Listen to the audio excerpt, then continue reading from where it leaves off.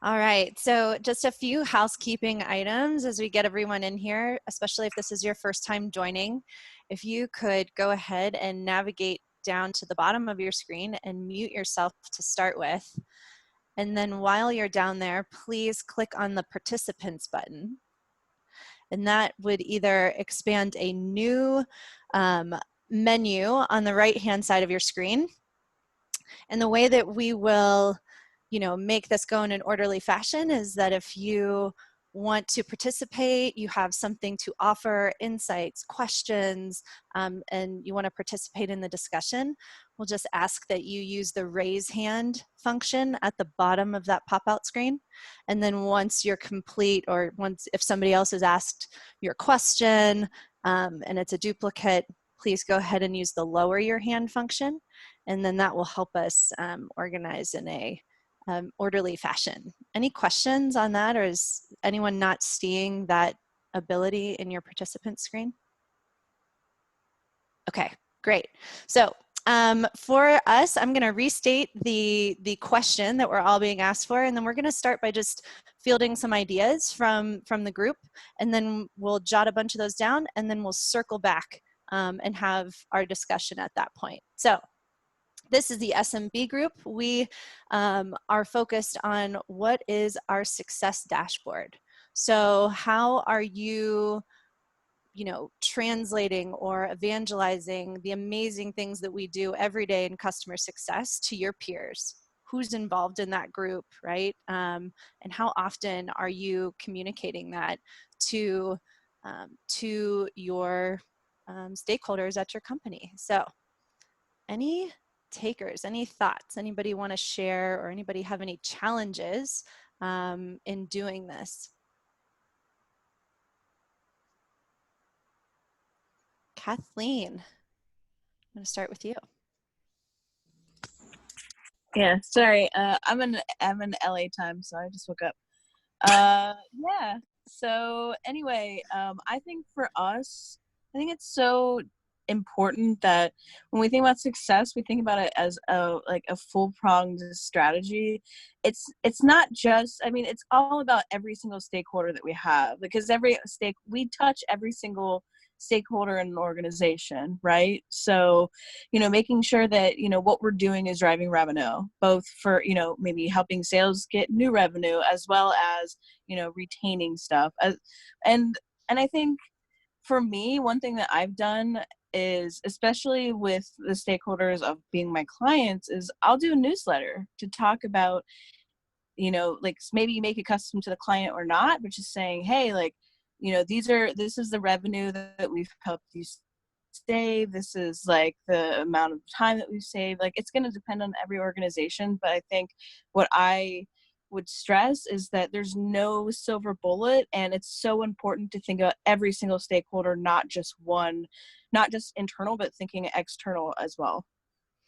That's an interesting point, right? So when we think about customer success, we think about a two-pronged approach. You have your internal dashboard. I think this question around what is on our dashboards was more focused internally around, the various departments. How do you communicate to product and success, or in marketing and sales around, how success is supporting the broader business? But I like the idea, and I think we should discuss that further around how do you communicate that to your customers. Newsletter is a great vehicle. Any other thoughts internally around how you're communicating success with, with your internal stakeholders? Patty, I saw your name come up. Yeah, and so I can give a little background into what we do, and then sort of have a question for the group. Because again, it really is that two-pronged approach. One is sort of the gut check, the intangibles. How do you measure that? Is the client happy?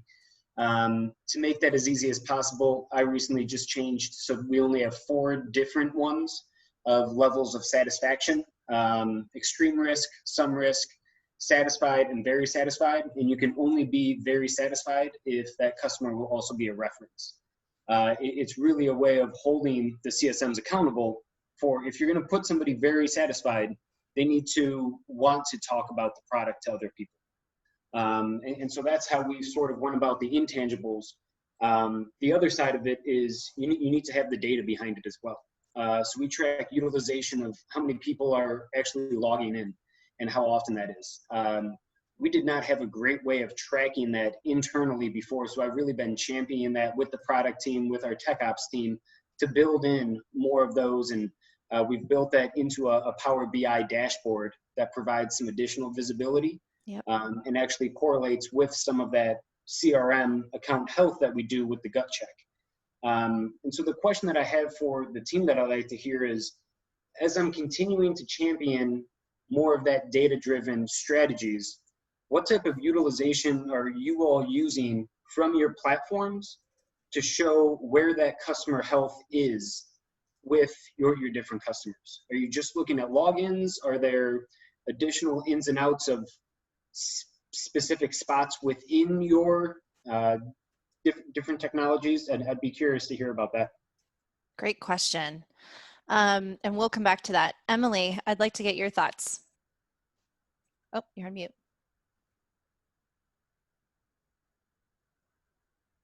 Okay, Matt Timmons, we'll go to you. Hello. Yeah. Hello. So within the CRM, we've built both a quantitative sort of health score metric, but also we've got just to follow up on what we said before there, we're also more of a subjective, what we call customer mood. So we've got green, blue, orange, red, basically.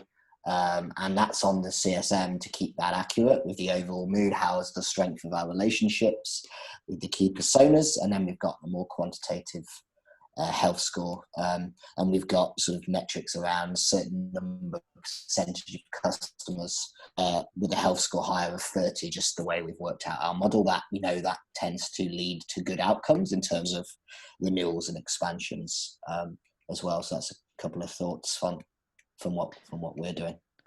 So just to clarify, it sounds like you're talking about renewals, expansions, and then overall customer health around the color and temperature. Is that correct? Yeah. So we try to look at, we've built a health score that takes in certain utilization metrics exactly. So who's logged in, how many seats have they actually loaded into the product, things like that. And then backing that up and trying to correlate with a more subjective mood of the account that the CSM is accountable for keeping up to date, and that's proving quite useful for us. Maybe I could pose the question a different way, and David, I'll get to you. I just saw you raised your hand. When your key stakeholders in your company, so finance, what are the questions they're asking you? What are they interested in about the customer base? That might help drive some conversation around the types of dashboards that we're creating and kind of where these things live. So maybe think about it that way. Like what are they most interested in? Is it health? Is it risk? Is it renewals? Right? So that might be one way to kind of frame our thinking in like what drives our customer dashboard. Emily, are you all set now? I am. Thank you very much. And yeah, of course. Thank you for your patience. And I'd like to just add to what we're talking about here. I'm actually in the process of redesigning our customer success dashboard right now, and we don't have the luxury of a Gainsight or a Tatango or a super slick tool at this point. And I just kind of came to the realization I'm being a little selfish in how I designed it. So I want to know how the team is doing. Does anybody need help in a certain area? Are renewals kind of slipping for a certain CSM? I also want to be able to answer my boss's questions, and I can easily do that, but I was finding myself wondering, like, what does finance want to know? What would marketing want to know? What does product want to know? So I can definitely reach out to those stakeholders and have that conversation, but if anyone has any wisdom here, I'd love to hear it and be able to build it into my hand-drawn dashboard.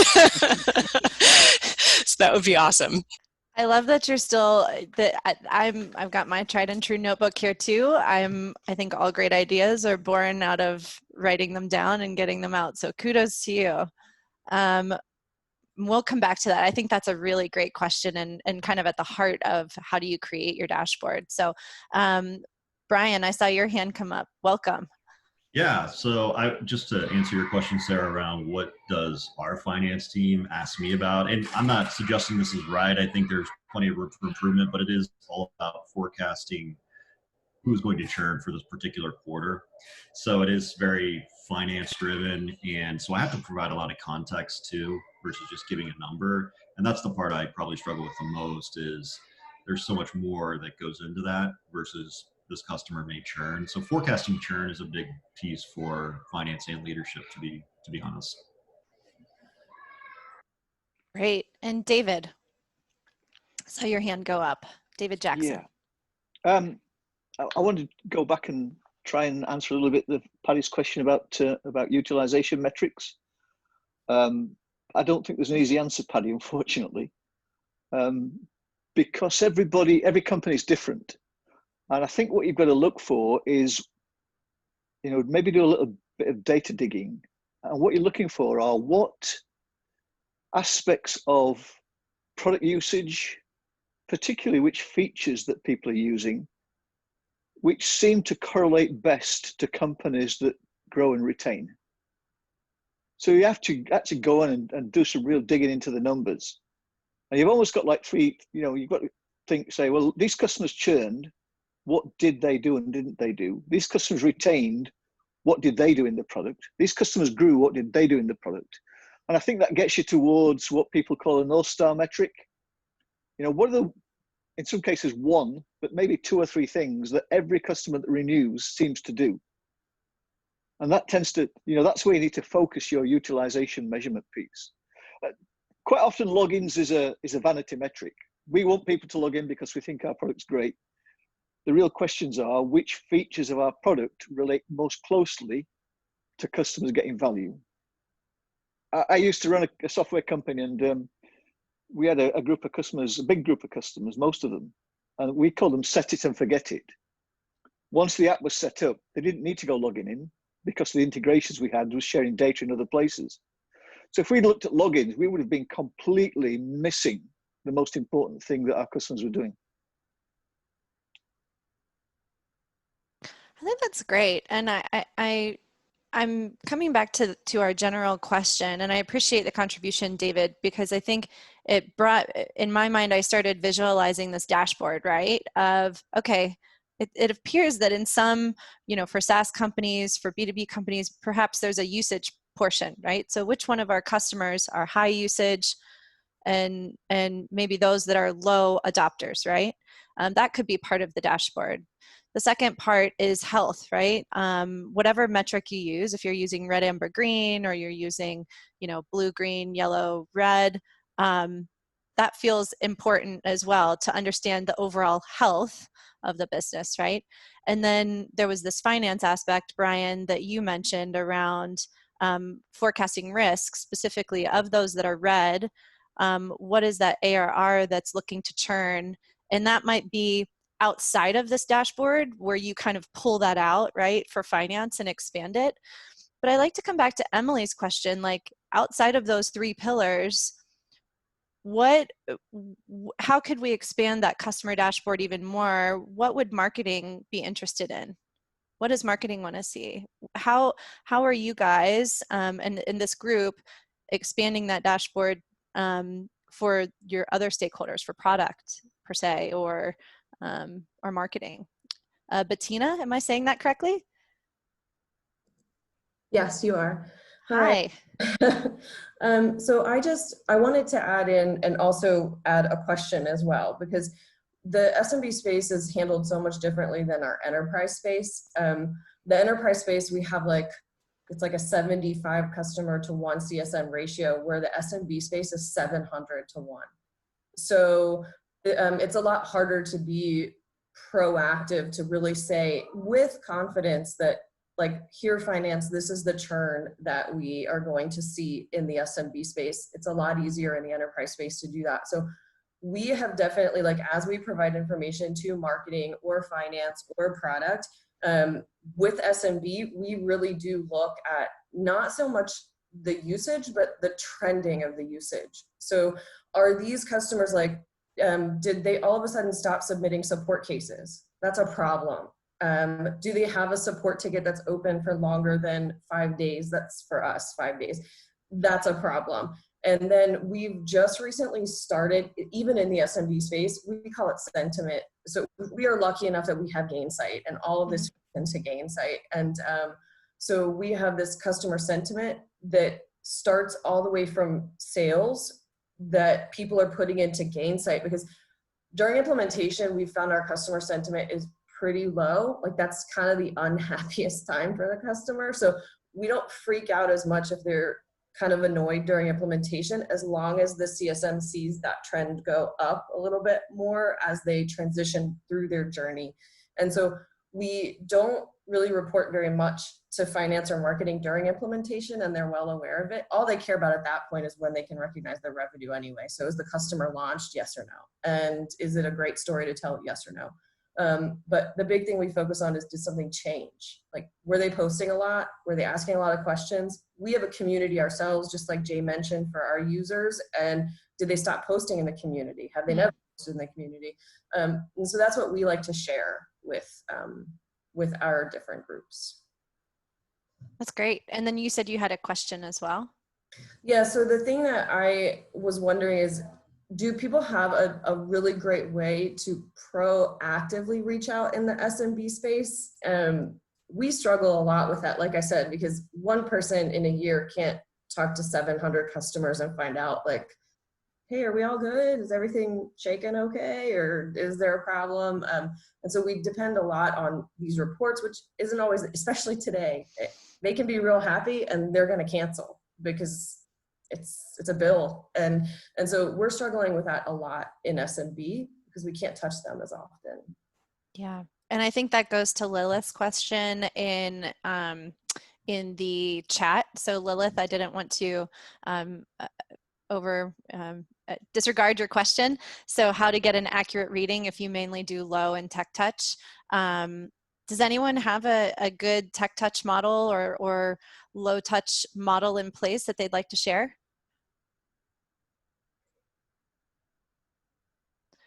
Personally, we're going through the same exact thing at Integrate, so I'm highly interested as well. Patty, I see your hand raised. Yeah, and again, it sort of goes back a little bit to what David was talking about. The biggest thing at my last company and current company is, again, mass amounts of small, low-touch clients, and it's figuring out, okay, how can we pull the utilization to figure out who is not using the product in terms of best practices. And so if we see that there are low metrics in one specific area, let's now work with marketing and send them a valuable marketing piece that talks about the benefits of that specific area. And then have that be with a link where then they can book some time with the CSM. It gives the ability to have the CSM reach out and talk directly to the client, with the client needing to sort of do the work. So it takes it off of them. But you're not just sending out a mailer. You're sending out something personalized for them from the marketing team. We always send it directly from the CSM, so it looks like it's coming from them. But it will say, hey, we see that you're not using this part of the tool. If you were to use it, here are some of the benefits that you could get. Again, it goes to that full value realization, making sure they're utilizing the product as well as good as possible, and utilizing other departments outside of CSM to get that communication out is one item that we've been going about it. Again, it's had positives and negatives, but it has allowed us to get more clients without additional headcount. I guess another question I had is, and something that I'm experiencing as well, right, is getting my company and stakeholders to really understand the value of tech touch, right? So when you said something, Bettina, that was interesting to me is the 700 to 1 ratio. And if I had data like that and number one customers like that, I think that would be a lot easier for me to say, hey, we have to employ a tech touch model to really stay in touch. And then this is the data that we're going to show you to ensure health of that customer base and install base.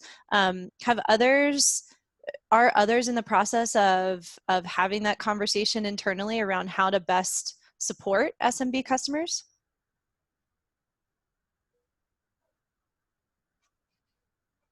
Lilith?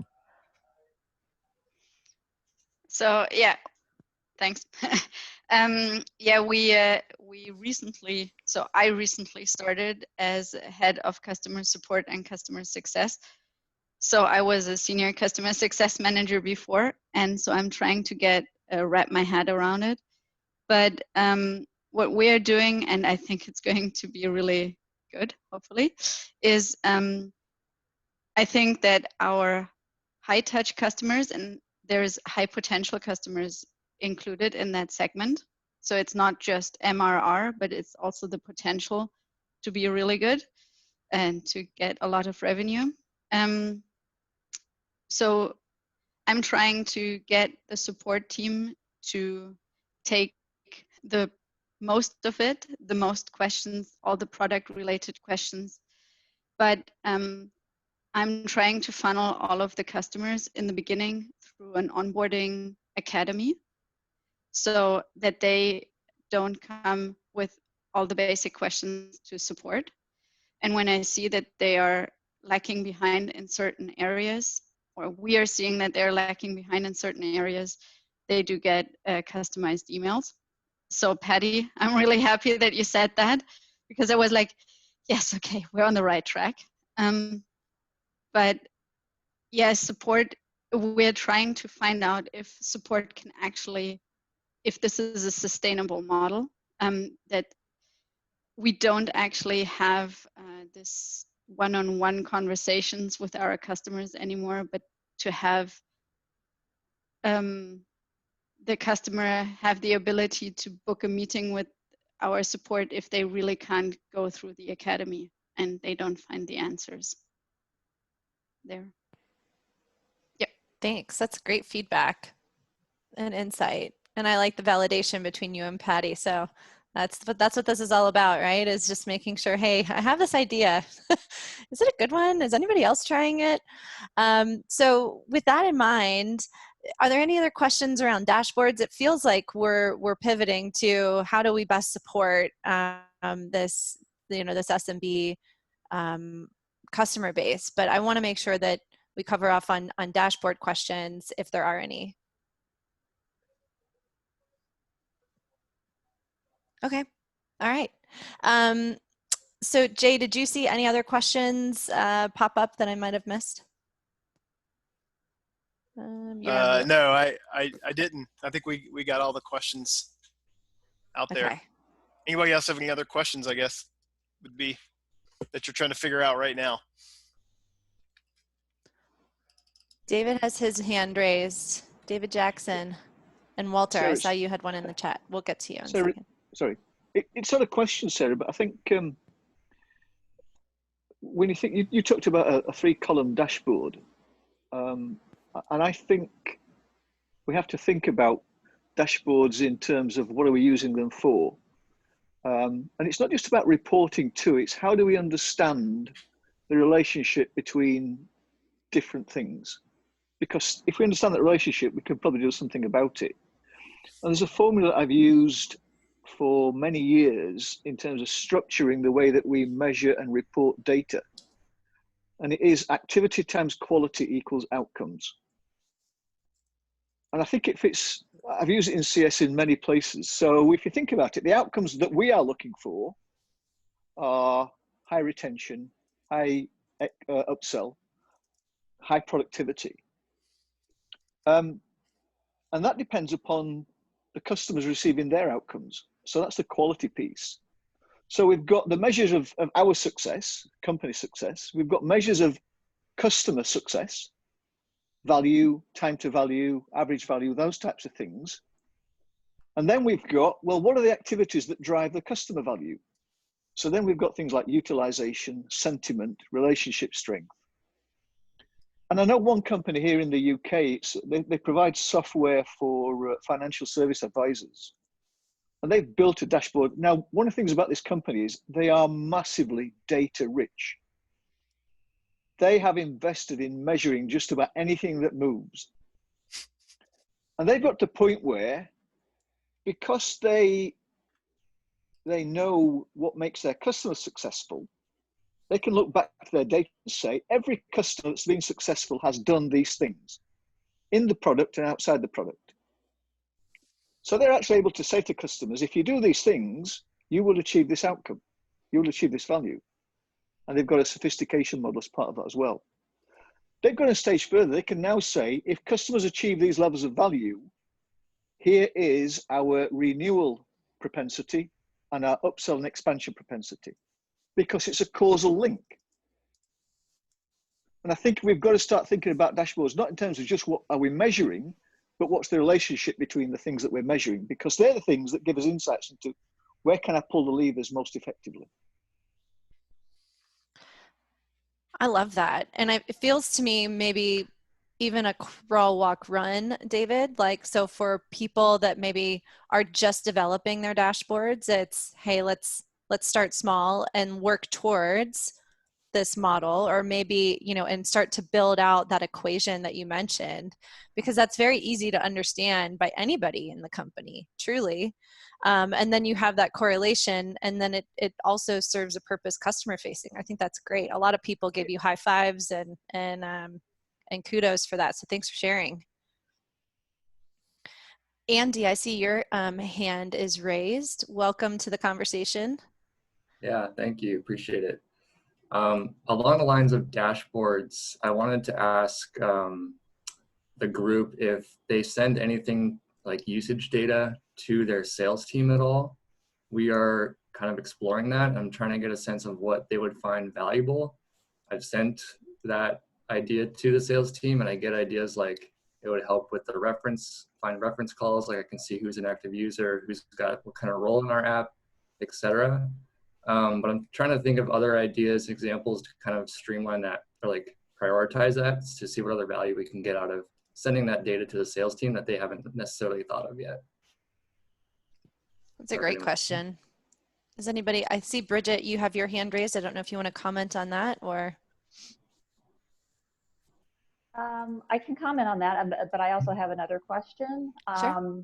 So to comment on that, I'm part of a very, very, very small company. And so in terms of what the sales team looks at, yes, they do look at the app usage data. So some of the metrics that we report on are just app usage, overall usage, new users, total users, et cetera. But our sales team has access to the same data metric source that I do, so they can go in and look at it. And in fact, one of the salespeople, she is actually kind of transitioning me to the role. I just joined the company about 6 weeks ago as Director of Customer Success, and so she's been sort of filling in this role while it's been empty.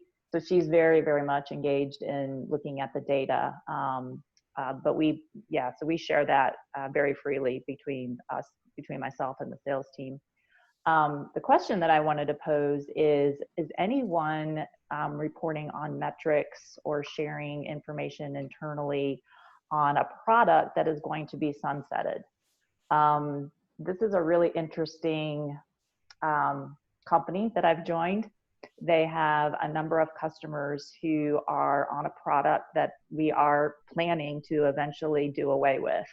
So it's a really interesting conversation when I'm trying to, okay, these are the metrics I have to work with. I can report usage and trends, is it going up and down all day long, but no one's really going to do anything about it because the product's going away. So I just wondered if anyone else was in that situation, and how do you get excited about metrics when you know the product team isn't going to make any changes because all of the focus is on developing a new product, which I get that, you know, that's going to be down the road. But in the meantime, I still have to report this data, knowing that it's really not going to drive any change. So So just wondered if anybody else was like that.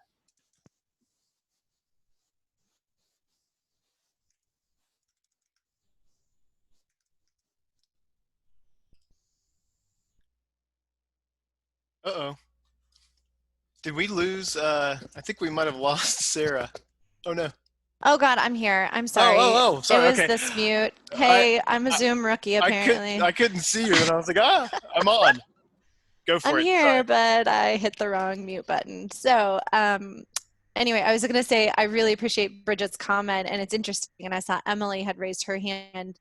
I do want to get back to the topic of dashboards and reporting and things. But Emily, if you have a thought to share on that, I think it'd be great.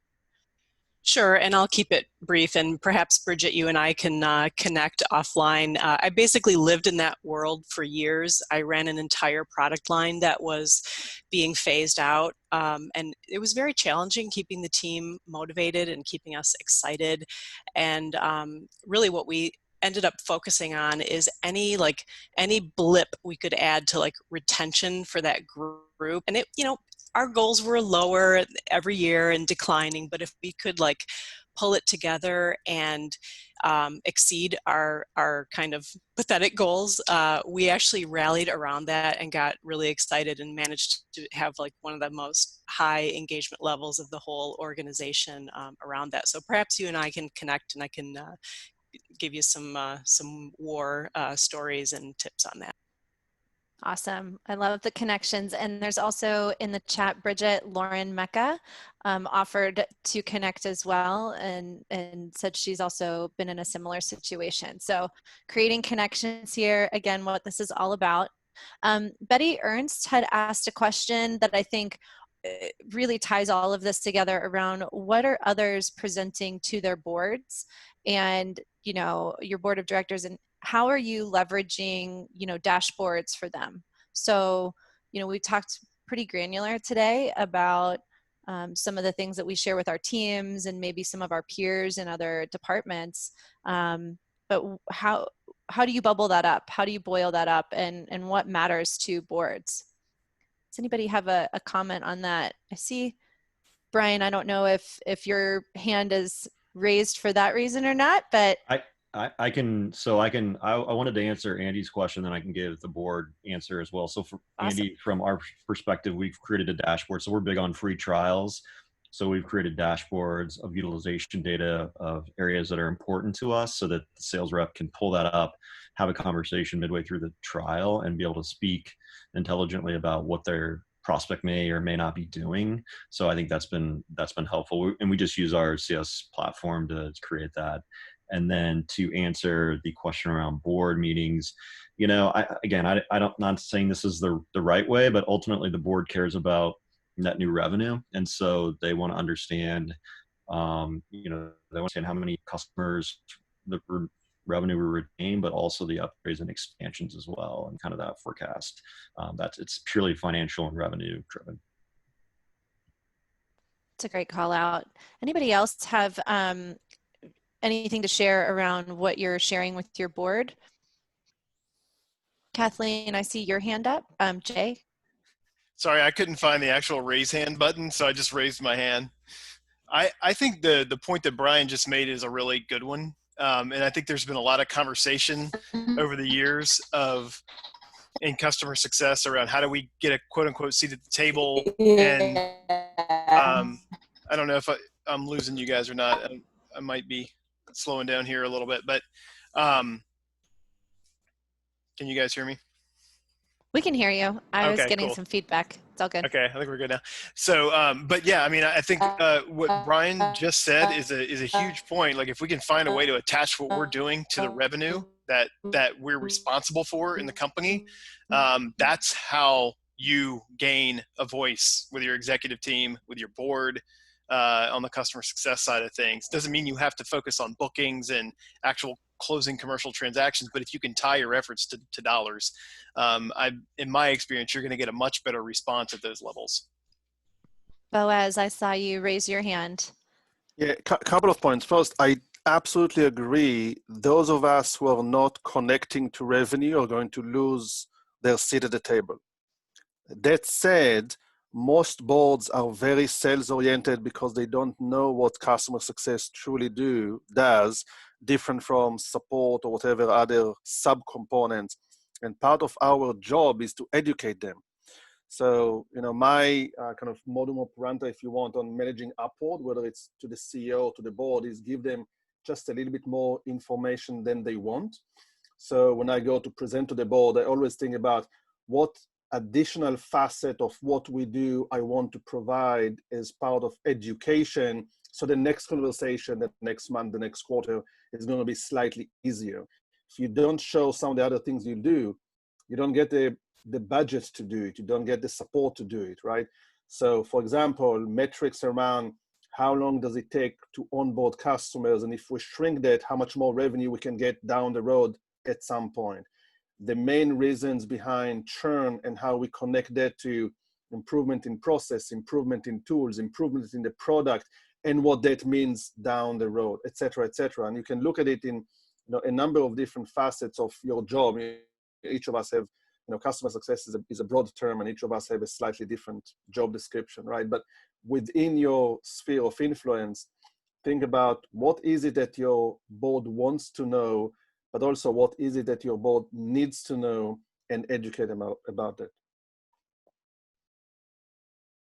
Great points. I think all too often, and I don't know, customer success can, if we're not tying back to revenue, get lumped in with customer support. And while they're complementary of each other, in some of our roles, it's a distinct difference, right? So really appreciate the contributions, Boaz. Kathleen, I was getting some feedback from you, but I saw your hand was raised, so let's give it a go. Okay, hopefully this is better. Much better. Yes. Okay, great. So the thing is, at the end of the day, it's all about the context of who you're meeting with. It's important to do your homework, figure out who's going to be in that meeting, make sure you know everything about those people. Like, just do your research, pretend that they're a client, because in a way they are a client. You are serving them and their goals. So figuring out what metrics do they care about? Do they care about, are they an organization that's trying to break down silos? So showcasing that, like, what are some of the company OKRs, and then show like what your team is doing. It depends on where you fall, if you're an individual contributor or a manager. But if you're a manager, you should absolutely be taking the opportunity of like, hey, I need more people, because very rarely does CS have enough people, because they are always lumped into customer support. In fact, that's what people think it is. Like, that meme of like, this is what I think I do. Like, everyone thinks it's customer success is just glorified customer support. And obviously we're here every week to show that there's a difference. So I think if you do your homework and you put in time, and I think an aesthetically perfect or aesthetically nice looking presentation that's not too bogged down with slide per, like with information on each slide, you're going to kill it every time. Great feedback. So we have about 6 minutes left before we join the general session. We touched on a couple of different tactics around dashboards, right? So we have a great equation. Sorry, I couldn't think of the word fast enough from David. We had some really good insight into some different sketches via Emily from our, hey, what do these people need to know? And I want to share, Emily, that we fully answered your question around, what does product need to know? What does marketing need to know? Is there anything, as we get to these closing minutes, that anyone else would like to add around how they've just continued to communicate back to their internal stakeholders or things that they show, and maybe frequency, or where does this dashboard live? Like, maybe that's a great question for the group. Like, where are you housing this data?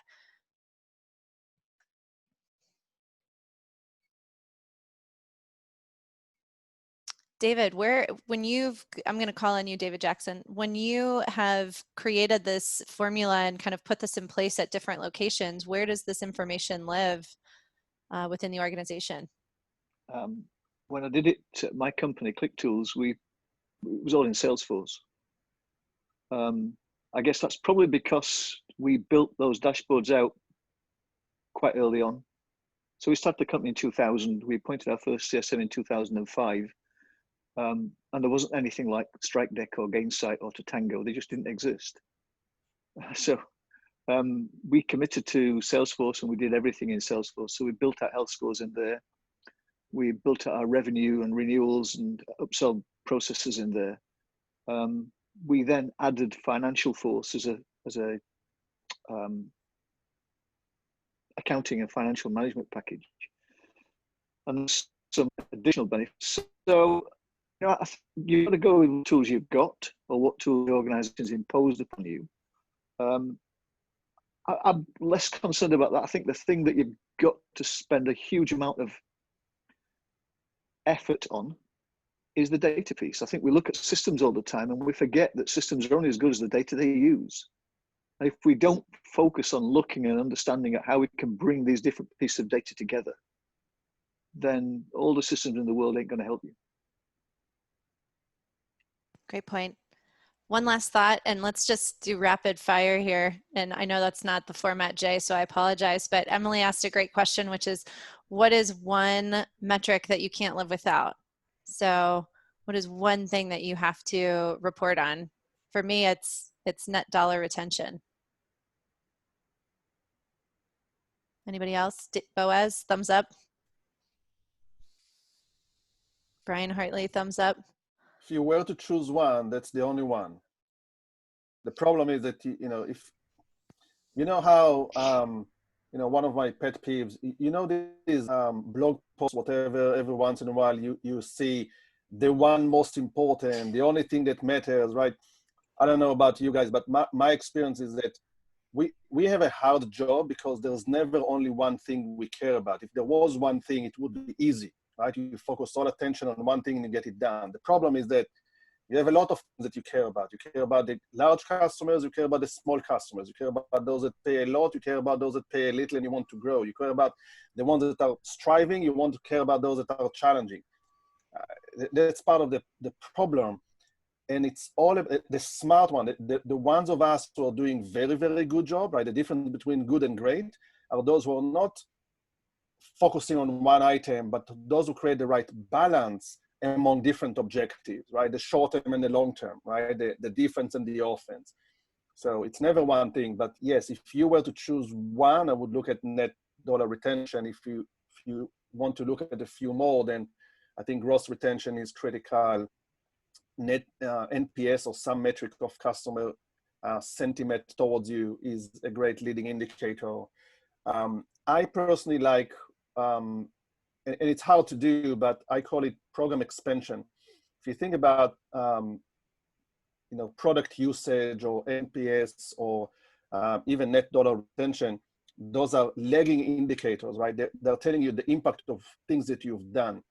And I think it's important to also measure the leading indicators, right? The things that you do that are leading to others. Program expansion is the set of activities that you do that will result in good things afterwards. So I look at that as how many new divisions within the customer we enabled, how many new features we enabled and got customers to use, literally measure that, right? So there are, 15 features that we care about in the product. How many customers we have that use all of them, or how many more of them have we added? And if you can measure that, which is hard to do because it's in the detail defining, but if you can, then you have a great leading indicator of what is going to happen and something you can hold your people accountable to do. How many people have we trained? I'm building a knowledge management team within my organization right now, and I'm aiming to get to the point, it will probably take another 6 months or so, where we can embed a discount to customers that maintain a certain level of training. So instead of charging customers for training, I'm going to give them a discount because if they are trained, we need less support. They're probably going to be more successful, right? There are all the benefits. I want to create more training sessions. I want customers to be more trained. That's a program expansion activity that will yield some benefits down the road. Yeah, we have a few minutes left. I appreciate it. I'd love to hear from Melissa and Shelley. Alyssa, I'll start with you, and then Shelley will go to you in the closing comments. Yeah, hello, thank you. I wanted to just amplify what you said, Sarah, that net revenue retention is that first and metric to keep because it ties back to so much of what has been discussed and asked today around the value of customer success and communicating that value across to the board. And from that net revenue retention, you can really start digging in and asking the questions to build out your dashboard. So it's really difficult to build out a robust dashboard day one. You start by looking at net revenue retention. You can dig into which customers are expanding and then ask questions. Why are they expanding?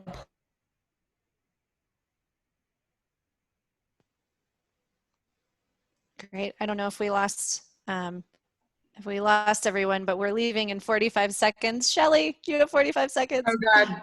Okay, 45 seconds. The one metric I can't live without is referenceable. Is an account referenceable or not? Because that hits marketing, that hits sales, that hits our product team. They're able to capture a story and anecdotes from that. So for me, it's referenceable. Love it. Thank you so much. And we'll head back to the main room.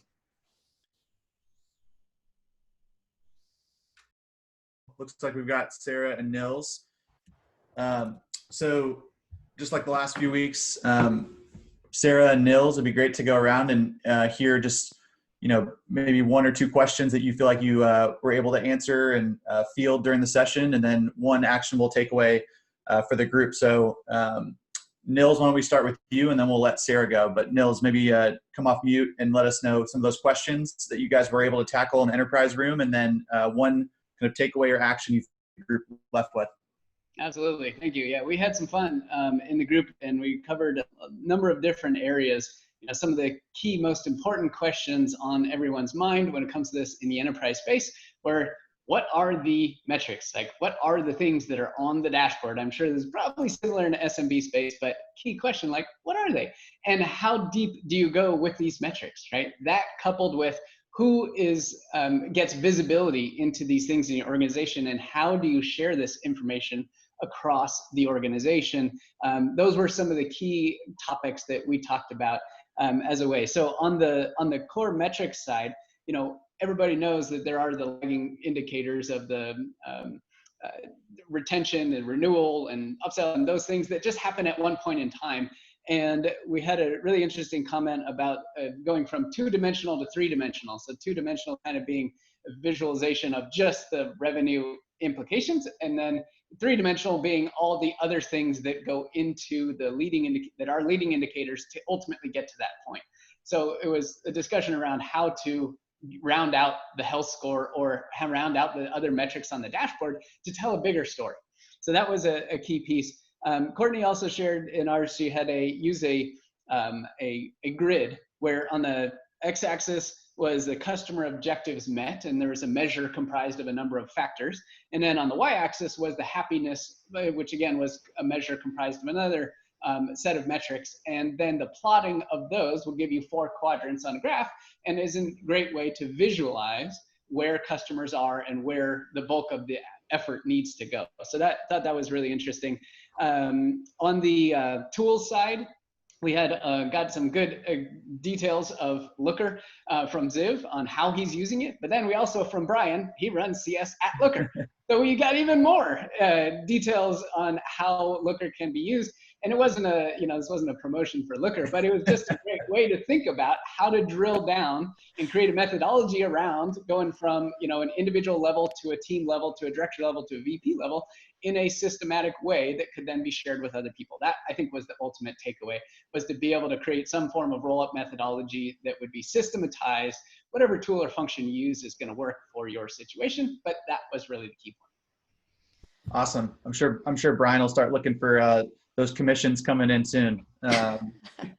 Sarah, how about you? Maybe a couple of a couple of quick questions that you feel like we're able to answer, and then a key takeaway for that group in the SMB room.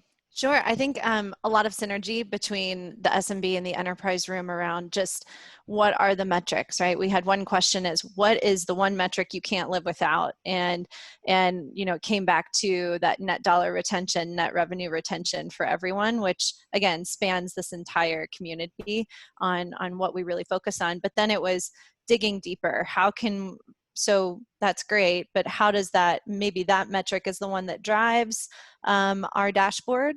And David shared a really interesting equation, David Jackson, on how he's looked at it, right? So activity by quality equals outcomes, right? And really helping using that equation to drive renewals, drive retention, and kind of get you in the driver's seat. So maybe that in conjunction with Courtney's Magic Quadrant could really help us take the quantitative mixed with the visualization, and that could be an interesting mix, right, for everybody. I think the other main point of our conversation was, okay, so we're focused on this SMB area. A lot of us have this, you know, vast 700 to 1 metric. Was one of our participants, and I forget her name, so I apologize. But you know, how do you dissect that and translate that one-to-many model to your executives and your boards? And it was less around individual metrics and more about trends and trending data. And so I thought that was really important as many of us look to focus on and how do we support that lower end of our business. Yeah, I think there's, I'm sure Brian from Looker can probably give us an entire presentation on how to tell a story with data. You know, I think that's that's a job in and of itself, you know, as business analysts is becoming such a prominent figure. And you start thinking about, you know, the presentation of data, the story, the narrative that goes along with it really ends up being a large part of how people perceive what you're saying. I'm sure Ed Powers is really into this conversation as well. I know he loves to look at data, statistical analysis, making sure that we've got some of those correct processes in place as well. So great, love the discussion today. Hopefully you guys all got some value out of this. I think I already sent out the survey, or I should have, so you guys should have that. We're gonna start asking for some feedback now that we have 2 moderators. We'll start asking for some feedback too, so that we can always help our facilitators, you know, hopefully improve their skills as they facilitate rooms. So please take a look at that. We'll be back next week as usual. I will send out an email. We're going to probably hopefully have a recap for tomorrow, and then we will have a topic picked for next week. We're going to try and start doing topics about a week ahead of time to get people to prepare, give you an opportunity to start thinking about questions and discussion points that you might want to bring to the table. And then as Jay mentioned earlier in our survey today, we're going to be asking if there is anybody in the group who would like to help us along our diversity and inclusion discussion. So if you want to play a part in that for Gain, Grow, Retain, please mark that in the survey, and we will look to follow up with that group and hopefully start to take some action in our small part of the CS community. We like to end these on time, so 12:30 Eastern time. Hopefully you guys had a great day and appreciate all of the support. We'll see you guys again next week. Bye, everybody. Thanks. Bye. Thank you. That was great. Cheers. Thanks. Bye. Bye. Yep.